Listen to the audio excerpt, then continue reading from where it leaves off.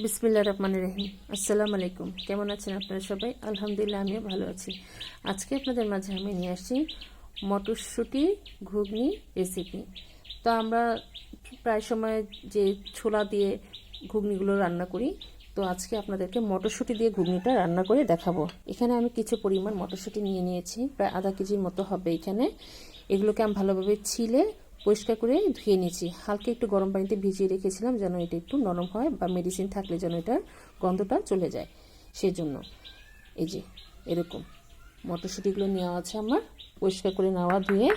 আর এখানে কিছু পরিমাণ আলু নিয়ে নিয়েছি, এরকম কেটে ছোট করে গুটি করে নিতে হবে আলুগুলো। এই যে এরকম ছোট ছোট করে, নতুন আলু, আপনারা চাইলে পুরনো আলুটা দিয়েও করে নিতে পারেন। আর এখানে লাগবে একটি টমেটো, যেমন ছোট করে কিউব করে কাটা টমেটোগুলো আমার, এই যে এরকম টমেটোগুলো কিউব করে কাটা। পেঁয়াজ পাতা ছোট ছোট করে কাটা আছে। ধনিয়া পাতা কুচি। এখানে 1/3 ভাগ আমার গরম মশলার গুঁড়ো আছে, 4 চামচ পরিমাণ। আধা চামচ পরিমাণ এখানে জিরার গুঁড়ো আছে। 1 চামচ পরিমাণ ভরে ধনিয়ার গুঁড়ো। 1 চামচ ভরে হলুদের গুঁড়ো। 1 চামচ ভরে লাল মরিচের গুঁড়ো। লাগবে পেঁয়াজ কুচি, পরিমাণ মতন লবণ নেওয়া আছে। আর লাগবে কাঁচামরিচ কুচি। তাহলে চলুন আপনাদেরকে ঘুগনিটা রান্না করে দেখাই। এখন আমি চুলার কাছে চলে আসছি, জালটা জ্বালিয়ে দিয়েছি। এখন আমি এর মধ্যে কিছু পরিমাণ তেল দিয়ে দিব। বিসমিল্লাহির রহমানির রহিম। কিছু পরিমাণ তেল দিয়ে দিলাম এর মধ্যে। আমাদের তেলটা গরম হয়ে আসলে তারপর এর মধ্যে আমরা পেঁয়াজগুলো দিয়ে দিব। আমরা এখন এর মধ্যে পেঁয়াজ কুচিগুলো দিয়ে দিব প্রথমে, আর কাঁচামরিচ কুচি দুটো একসাথেই দেব। বিসমিল্লাহির রহমানির রহিম। পেঁয়াজ আর কাঁচামরিচ একত্র করে দেওয়া লাগবে। দিয়ে দিলাম।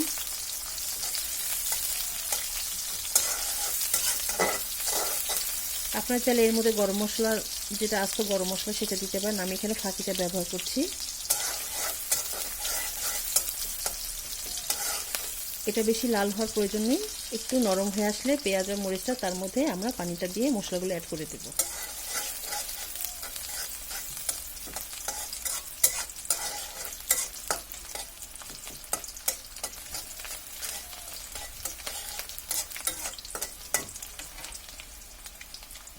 আমাদের পেঁয়াজটা নরম হয়ে আসছে, এখন এর মধ্যে সামান্য করে পানি দিয়ে দিচ্ছি।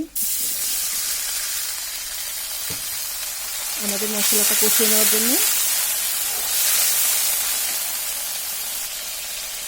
এখন যা যা মশলা আছে, হলুদ গুঁড়ো, লবণ, মরিচের গুঁড়ো, ধনিয়ার গুঁড়ো, এগুলো সব আদা বাটা সহ একত্রে এগুলোর মধ্যে দিয়ে দিব। এখন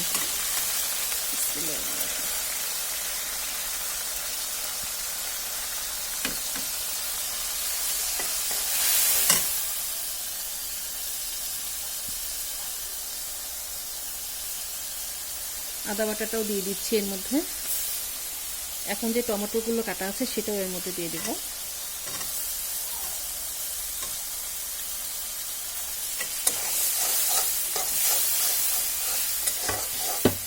মশলাটাকে ভালোভাবে কষিয়ে নিব।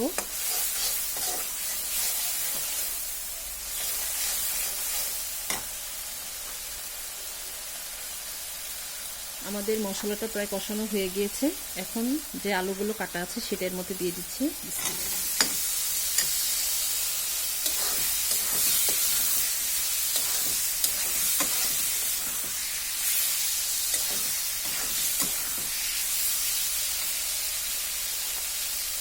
যে মটরশুঁটি আছে সেটাও এর মধ্যে দিয়ে দিব।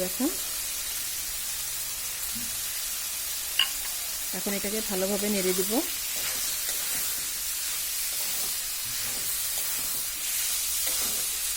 হালকা একটু কষিয়ে নেওয়া লাগবে। আপনারা মটরশুঁটি আলু অনুযায়ী যা যা লাগে মশলাগুলো দিয়ে অ্যাড করে নেবেন পরিমাণ করে।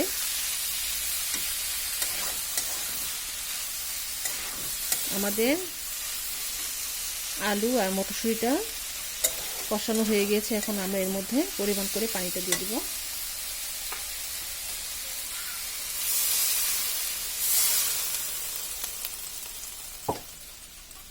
পানিটা দিয়ে দিলাম। এখন যে পেঁয়াজ পাতাগুলো আছে সেটা এর মধ্যে দিয়ে দিচ্ছি। আমরা জিরার গুঁড়ো আর গরম মশলা গুঁড়োটা যখন ছোলাটা বলক চলে আসবে মটরশুঁটিটা, তখন আমরা এর মধ্যে এই মশলাগুলো দিয়ে দিব। এটা আমরা বলক আসা পর্যন্ত অপেক্ষা করি। আমাদের মটরশুঁটিটা বলক চলে আসতেছে, এই যে দেখুন। এখন আমি এখানে একটু হালকা করে নেড়ে দিব যেন পেঁয়াজ পাতা এর সাথে মিশে যায় ভালোভাবে। আমরা তো ছোলা বুট রান্না করি আলু দিয়ে, আবার আলু ছাড়া, যে যেভাবে রান্না করে, কেউ ভুনা করি, তো মটরশুঁটি দিয়েও রান্না করবেন, দুর্দান্ত স্বাদের হয় কিন্তু এই রান্নাটা। আবার একটু নেড়ে দিচ্ছি, ভালোভাবে বলক আসুক। আমাদের মটরশুঁটিটা ভালোভাবে বলক চলে আসছে। এখন এই পর্যায়ে আমি যে জিরার গুঁড়ো আর গরম মশলা গুঁড়োটা রয়ে গিয়েছে সেটা এর মধ্যে এখন দিয়ে দিচ্ছি। আমার আলুটা সিদ্ধ করা ছিল, যেহেতু এটা নতুন আলু, আপনারা সিদ্ধ করে নেবেন আলুটা। কাঁচা অবস্থায় দিলে এটা সেদ্ধ হতে সময়টা বেশি লাগবে, আর যদি সেদ্ধ থাকে তাহলে রান্নাটা চটজলদি বা তাড়াতাড়ি হবে।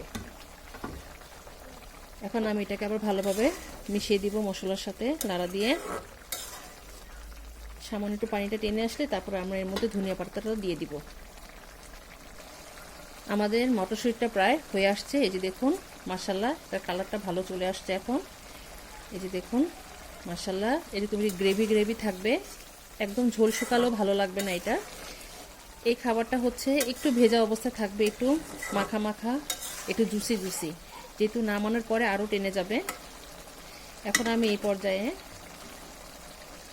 ধনিয়া পাতা যে কুচিগুলো আছে কাটা আমার, সেটা এর মধ্যে দিয়ে দিচ্ছি। আপনারা ধনিয়া পাতাটা বেশি করে দেবেন, মটরশুঁটির মধ্যে ধনিয়া পাতাটা বেশি করে দিলে এটা খেতেও অনেক বেশি ভালো লাগে। তো আমার এখানে বেশি করে ধনিয়া পাতাটা নেওয়া আছে, হালকা নেড়ে দিচ্ছি। এই যে দেখুন মাশাআল্লাহ করে।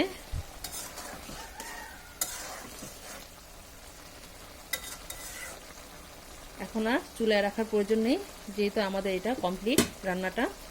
এখন আমরা চুলাটা বন্ধ করে দিই। চলুন তাহলে আমরা পরিবেশনে চলে যাই। তৈরি হয়ে গেল আমাদের মজাদার মটরশুঁটি আলুর ঘুগনি রেসিপি। মাশাআল্লাহ আলহামদুলিল্লাহ, দেখুন দেখতে কত ভালো লাগছে, এটা কিন্তু খেতেও অসাধারণ মজা।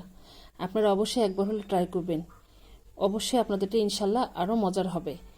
তো আমার এই মটরশুঁটি আলুর ঘুগনি রেসিপিটা আপনাদের কাছে কেমন লেগেছে আমাদেরকে অবশ্যই কমেন্ট করে জানাবেন, আর আমার জন্য দোয়া করবেন আমি যেন আপনাদের মাঝে আরও রেসিপি নিয়ে আসতে পারি। তো আজ এই পর্যন্তই। আপনারা যে যেখানে আছেন ভালো থাকেন, সুস্থ থাকেন। আল্লাহ হাফেজ।